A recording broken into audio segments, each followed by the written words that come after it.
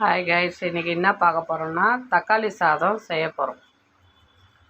அது எப்படி செய்கிறதுன்னு அதுக்கு தேவையான பொருள் எல்லாம் பார்த்துக்கலாமா. இஞ்சி பூண்டு பேஸ்ட்டு, சோம்பு, மஞ்சத்தூள், கரம் மசாலா, காஷ்மீர் மிளகாய்த்தூள், கருவேப்பிலை, தக்காளி, வெங்காயம், பச்சை மிளகா, எண்ணெய், தேவையான அளவு சால்ட்டு, அவ்வளோதான். எப்படி செய்கிறதுன்னு நம்ம பார்க்கலாம். ஸ்டவ் பற்ற வச்சு கடாய் அடுப்பில் வச்சாச்சு. கடாய் காஞ்சிச்சு. எண்ணெய் ஊற்றிக்கலாம்.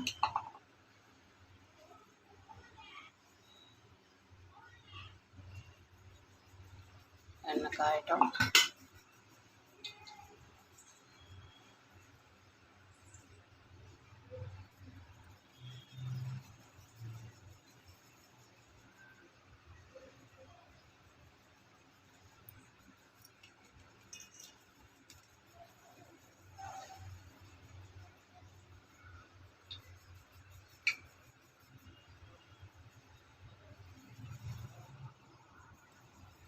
எண்ணெய் காஞ்சிச்சு. சோப்பு போட்டுக்கலாம். இப்போ வெங்காயம் நல்லா வதங்கிடுச்சு. இப்போ தக்காளி, இந்த ஸ்டேஜில் தக்காளி போட்டுக்கலாம்.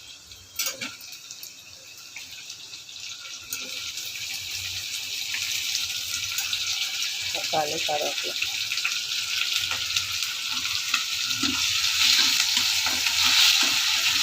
நல்லா வதங்கணும்.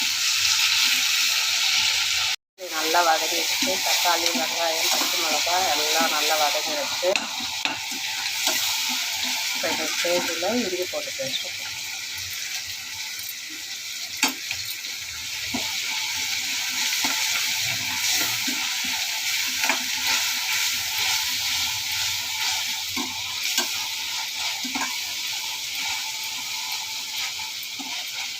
இஞ்சி பூண்டு பேஸ்ட்டாக நல்லா வதங்கிடுச்சு. இப்போது நம்ம எடுத்து வச்சுக்கிறோம் இல்லையா, மிளகாய்த்தூள், கரம் மசாலா, மஞ்சள் தூள் அதையும் போடுறோம்.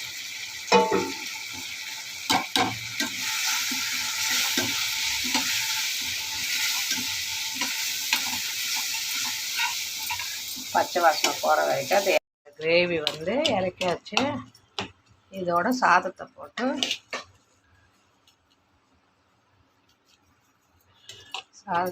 அப்படி கரெக்ட வேண்டியது. சரி, நீங்களும் உங்கள் வீட்டில் செஞ்சு பார்த்துட்டு எப்படி இருக்குதுன்னு எனக்கு சொல்லுங்கள் கமெண்ட்ஸில். பிடிச்சிருந்தால் லைக் பண்ணுங்கள், ஷேர் பண்ணுங்கள். மறக்காமல் எங்கள் சேனலை சப்ஸ்கிரைப் பண்ண மறந்துடாது. நெக்ஸ்ட் வீடியோவில் பார்க்கலாம். பாய் பாய்.